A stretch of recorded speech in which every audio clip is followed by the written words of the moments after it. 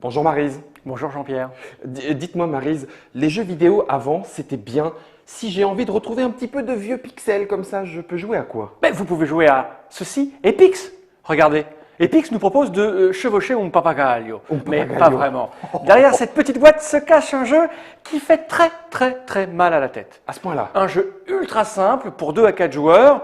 À partir de quel âge? Ils nous ont mis à partir de 10 ans. Pour Au des moins. parties d'une trentaine de minutes en fonction du nombre de joueurs. C'est un jeu qui va vous faire mal à la tête parce qu'il est, comme on appelle, un jeu de bluff, un jeu de guessing, de double guessing, de triple guessing.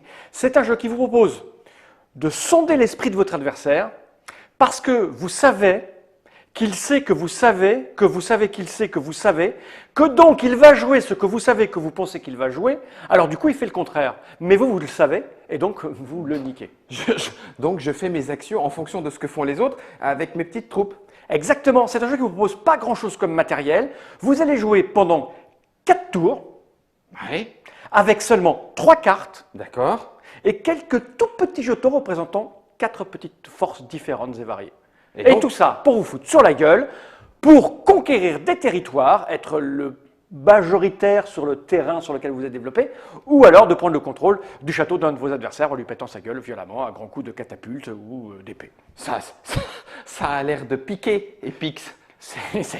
Ça pique surtout le crâne, parce que je vous l'ai dit, mon cher Jean-Pierre, je sais que vous savez, que je sais que vous allez jouer ce que je sais, que vous pensez que je vais jouer, alors je ne vais pas le faire. Epix et Collégramme alors. Oui.